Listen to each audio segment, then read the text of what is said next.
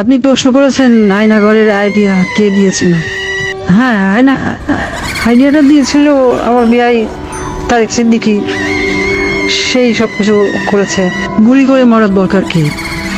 Crossfire দিলে বেশি লোক জানাজানি হচ্ছে, সমালোচনা বেশি হচ্ছে। সেদিন থেকে শুরু হলো এই নতুন পরীক্ষামূলক পরিকল্পনা। একটা ছোট্ট ঘর, 3.5 বাই 3 ফিট বাই 3.5 ফিট। ওইখানে নিজের কোথাও ভালোভাবে শোনা যায় না। হ্যাঁ, আমরা প্রথমে কিছু বিরোধী নেতাকে তুলে আনলাম, এই বিএনপি, জামাত, ছাত্র শিবির, ছাত্রদল, কিছু সাংবাদিক। ওদের দেখা হলো সেই আয়না ঘরে। প্রথমে কয়েকদিন ওরা দেয়ালে ঘুষি মারত, আমাকে ভিডিও কলে দেখানো হলো, ভিডিওতে আমাকে দেখানো হলো ওরা দেয়ালে ঘুষি মারত, দল্লা ঠেলে বেরোনোর চেষ্টা করছে। তারপর কিছুদিন দেখি শুধু উপরের দিকে তাকিয়ে থাকে। তারপর এক সময় ক্লান্ত হয়ে শুধু উপরের দিকে তাকিয়ে থাকতো। প্রথম কিছুদিন কেউ বুঝতে পারতো না কতটা সময় গেছে, কয়দিন তাদের আটকটা হয়েছে।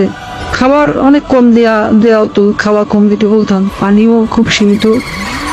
কেউ কেউ নিজের আয়নায় নিজের প্রতিবিম্বকে দেখে সূত্র মনে করতো, নিজেকেই আক্রমণ করা শুরু করলো।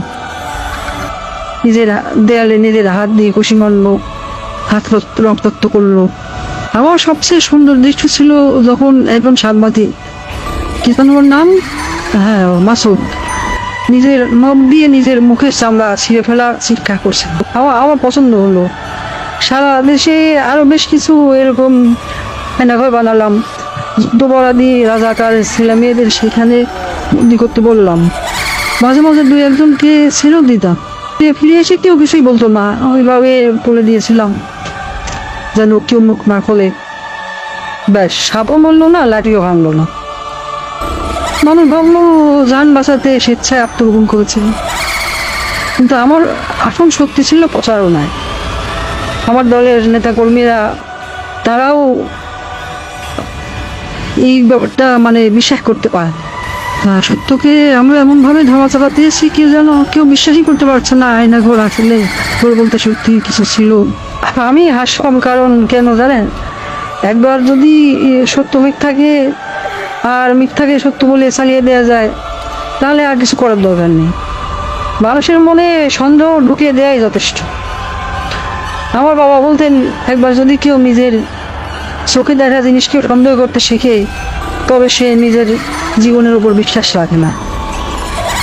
তখনই তুমি তাকে সম্পূর্ণ দখল করে দিতে পারবে। আমি তাই করেছি। আমি তাদের মনের উপর শাসন করেছি। আমি তাদের কল্পনাকে বন্দি করেছি। আর তাই আজও মানুষ সন্দেহ করে আয়না ভালো বলে সত্যিই কিছু ছিল।